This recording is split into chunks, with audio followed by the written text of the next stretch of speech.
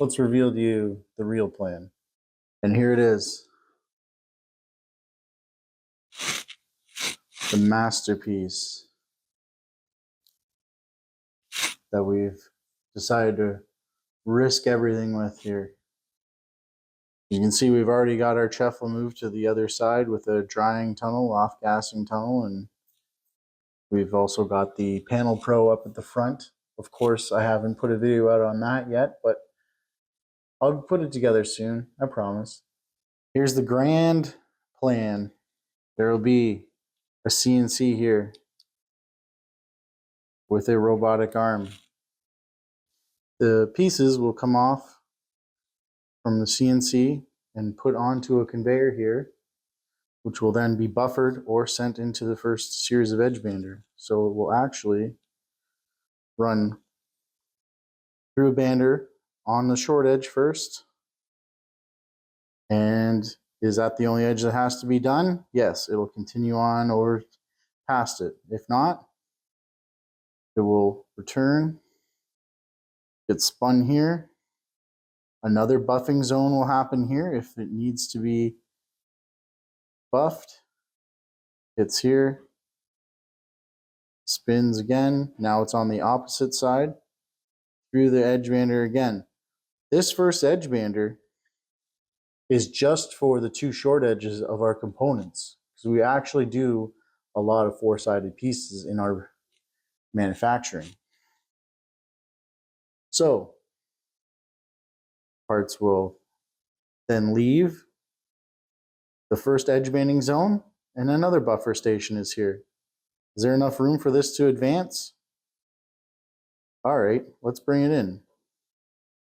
And it will rotate, and now it'll come this way, lengthways, through another edge bander. Did it only need 3 edges?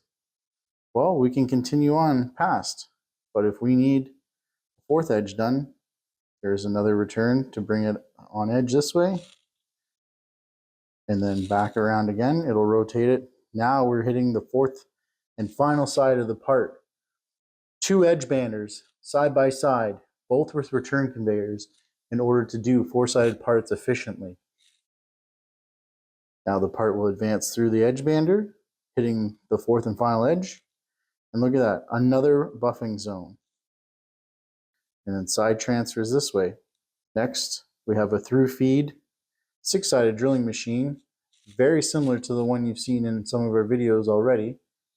This one in this plan is a little bigger and has automated infeeding. The part will then come past drilling, where there's another buffing station. We have another robot here connected to a doweler that will pull the pieces and dowel them as they're flying by and put back onto the conveyor, where it continues along and will hit the final stage of the cell. This is a fully robotic automated library for parts. A robot arm will grab the part and park it on a shelf, and once it's gathered all the pieces for an entire cabinet or an entire job, or however we decide we want the parts to be gathered, the system will release the cabinets in however order we want. In this case, we're going to be trying cabinet by cabinet, because if you see the end here, we're only about 30 feet from the clamp right here. So our grand plan is to put a bench here that we can take the one cabinet that has all of the parts together. All the pieces for the one cabinet are here. We would like to bring them down a bench, hardware everything, glue and assemble it immediately, and then the cabinet will continue down our assembly lane that we've created all the way around. Somewhere along here we do have a door station, basically just our bench with no mini press. As you've probably noticed in the background, we don't drill our doors on a mini press.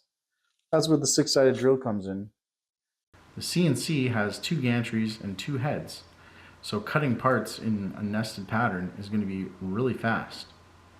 But with the speed of the 6-sided drill, we're actually only going to be cutting the squares of all the parts on the CNC just to get the high yield of a nest, but have the speed of a beam saw.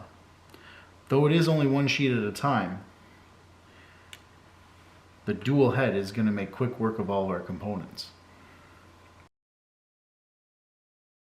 But what about the Homeg N300? We will primarily be using that for all of our MDF doors. We plan on still having an operator here, cutting, sanding, and feeding the doors into this infeed right here. This is actually an entry point here and exit, so parts can come from our manual CNC and fed into the system, such as doors or other small components or recuts. They can be introduced here and sent down the drilling line and sorted back and then dispensed back to the assembler at the other end of the line. If you've seen our other videos, you'll see that the entire wall along here on the inside is set up to build all of our drawers, our dovetail drawers, our steel-sided drawers. So this exit point will be perfect for any of the melamine components that have to get edged. They can come out to this exit, be manually processed, and then carted down the end of the wall here. So hopefully we will have an operator running the CNC with doors, sanding them, cutting all the dovetail components.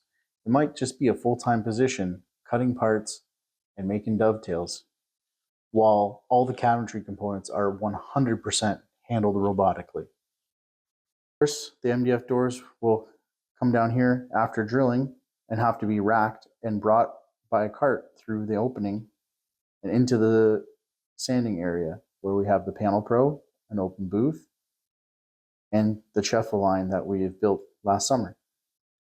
Doors can get sanded, painted, and cured within 14 minutes.